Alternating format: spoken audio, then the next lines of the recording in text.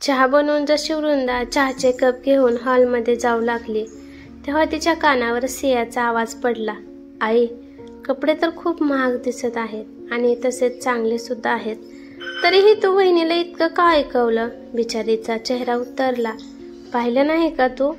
मुलीच्या गोष्टी ऐकून रमाताईंनी जे काही म्हटले ते ऐकून वृंदा थक्कच झाली. एवढा मोठा डाव तिच्या विरुद्ध या घरात रचला जात आहे.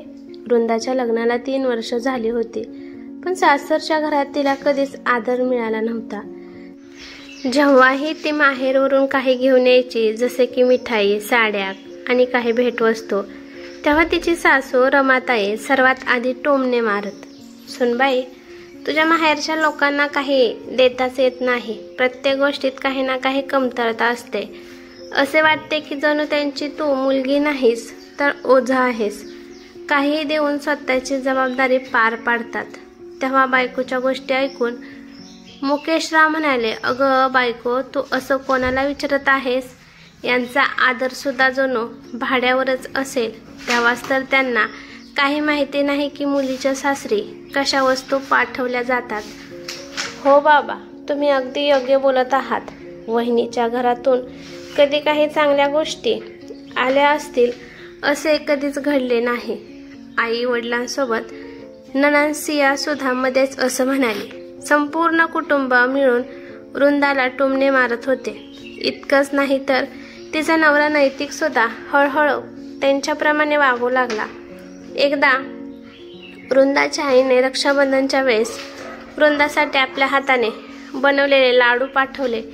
लाडू पाहताच नैतिक म्हणाला, काय वृंदा, हे सर्व काय आहे?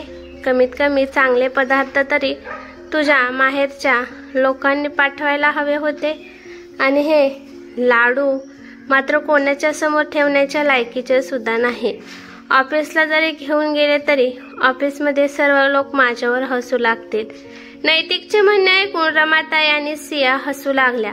पण हे सगळे दृश्य पाहून वृंदाच्या डोळ्यात मात्र अश्रू येऊ लागले. वृंदा गपचीप सर्व काही सहन करत राहिली. प्रत्येक टोमणा सरळ तिच्या माहेरी मारला जायचा. त्यामुळे तिचे मन आतल्या आत तुटून जात होते. ती बिचारी असहाय्य होती. तिला माहित होते की प्रत्येक सुनेची कदाचित हीच अवस्था असेल. मग उगाचच कशाला नादी लागायचं? जर काही म्हणायला गेलं तर मी भांडखोर सिद्ध होईल. असो, जसं जसं करून वृंदा आपले दिवस घालत होती. जवळपास 4 महिन्यानंतर एक दिवस तिची लहान बहीण घरी आली. वृंदाच्या वहिनीला मुलगा झाला होता. त्या आनंदात तिच्या माहेरच्या लोकांनी एक छोटीशी पार्टी ठेवली होती. मिठाईसोबत संपूर्ण कुटुंबाला जे कपडे तिच्या आईने घेतले होते ते सर्व घेऊन तिची बहीण आली होती. तिच्या बहिणीने मोठ्या आदराने रमाताईंना म्हटले, भाचा झाला आहे, त्याच्या बारशासाठी सर्वजण नक्की या. तेव्हा रमाताईंनी आमंत्रण पत्रिका घेतली आणि तोंड वाकडं करत टोमणा मारला, इतके स्वस्त कार्ड आणि मिठाई सुद्धा.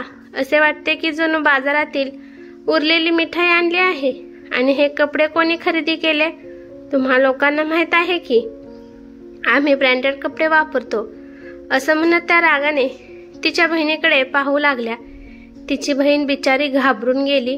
तेव्हाच सिया सुद्धा तोंड वाकडं करत म्हणाली, कोण जाणार अशा जागी? वहिनीच्या घरातले लोक तर प्रत्येक वेळी जणू अनादरच करण्यासाठी आमंत्रण घेऊन येतात. आता मुकेशराव तरी कुठे मागे राहणार होते? त्यांनी सुद्धा 2 गोष्टी बोलून दाखवल्या. अरे, ज्याची जेवढी लायकी तेवढं तर देणारच ना.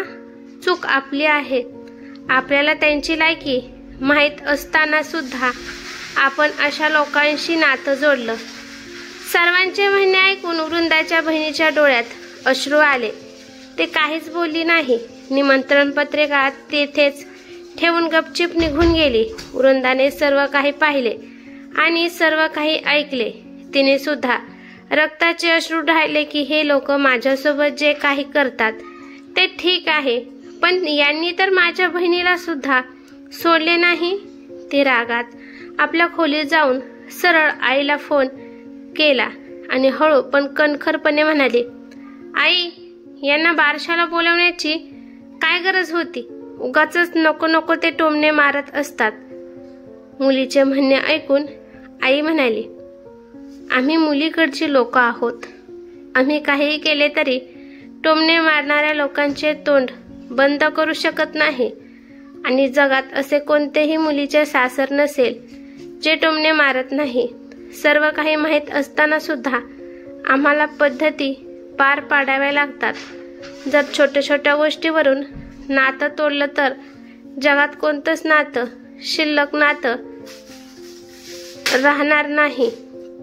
सध्या तरी वृंदाच्या आईने तिला समजावलं होतं, पण ती सर्व काही सहन करू शकत होती. पण आपल्या माहेरचा अनादर नाही. तिला जे काही करायचे होते ते असे ज्यामुळे तिच्या सासरच्या लोकांचे कायमचे तोंड बंद व्हावेत. तिने फक्त या गोष्टीचा विचार केला की तितक्यात आईसोबत बोलताना रमाताईंचा आवाज आला. ती फोन ठेवून बाहेर गेली तर संपूर्ण कुटुंब मिळून आपापले कपडे पाहत होता. रमाताई त्यांची साडी, सिया तिचा ड्रेस, मुकेशराव कपडे आणि नैतिक सुद्धा त्याचा ड्रेस पाहत होता. वृंदासाठी सुद्धा एक साडी पाठवली होती.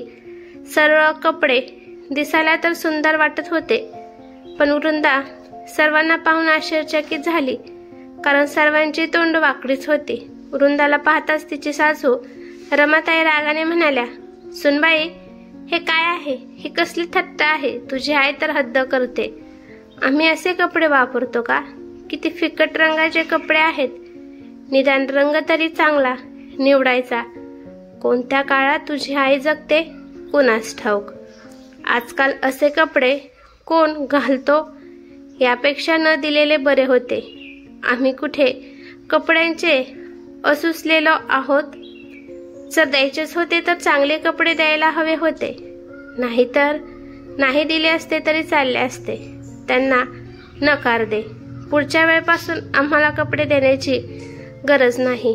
सियाने सुद्धा आपला राग व्यक्त केला. मुकेशराव यांनी सुद्धा आपले कपडे उचलून फेकून दिले आणि नैतिकही म्हणाला, कमीत कमी जावयाची लायकी तरी पाहायची होती. जा आणि सर्वांसाठी चहा बनवून आण. डोकं खराब झालं आहे.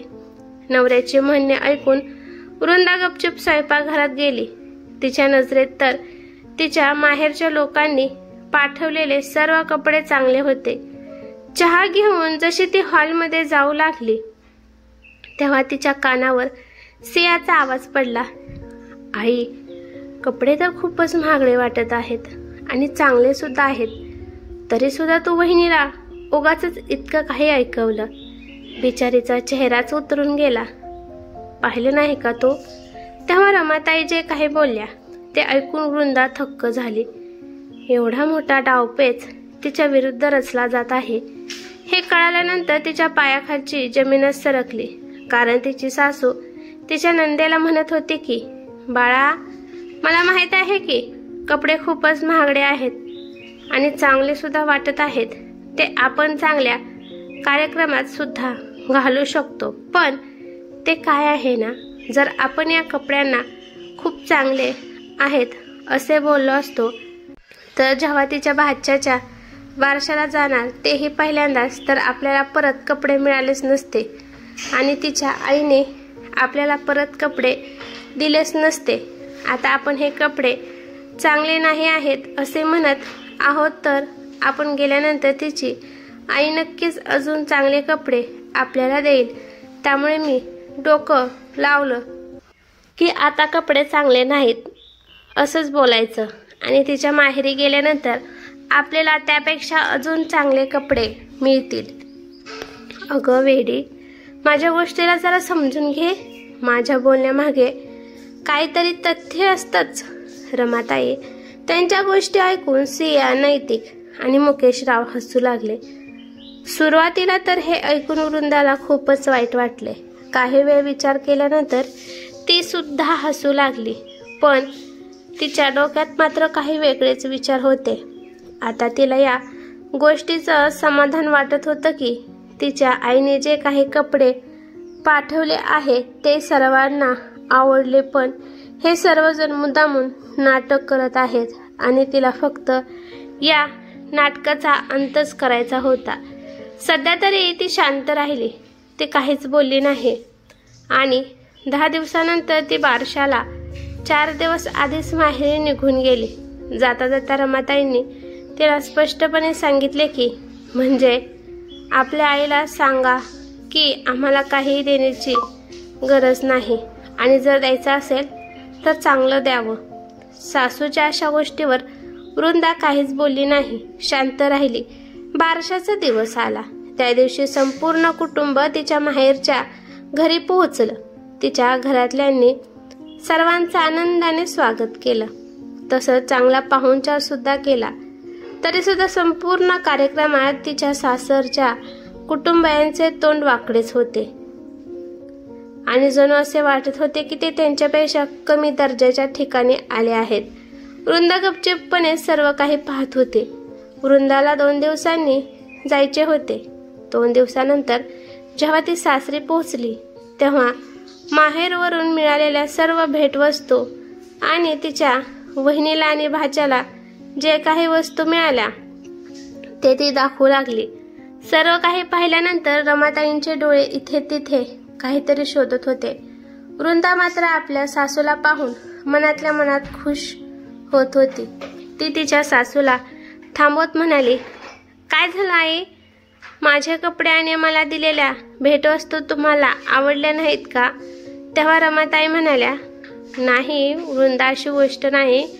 तुझं तर सर्व काही ठीक आहे, पण तुझ्या आईने आमच्यासाठी काहीही दिलं नाही का? अगं आम्ही तर पहिल्यांदाच तुझ्या माहेरी आलो होतो. काही पद्धत नावाची गोष्ट आहे की नाही? तुझी आई विसरली का?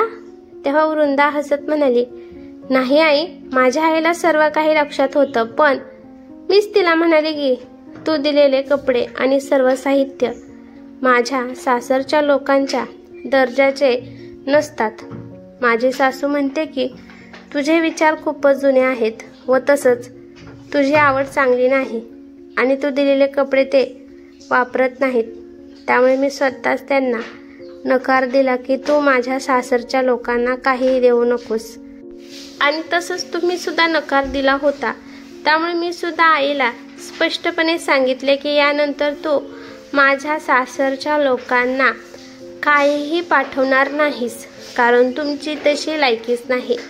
असं म्हणत वृंदा हसत निघून गेली. वृंदाचे म्हणणे ऐकून रमाताई, सिया, मुकेशराव आणि नैतिक यांचे चेहरे पडले. सिया तर रागाने आपल्या आईला म्हणाली, आई, तुझा चलाकपणा आला ना बाहेर.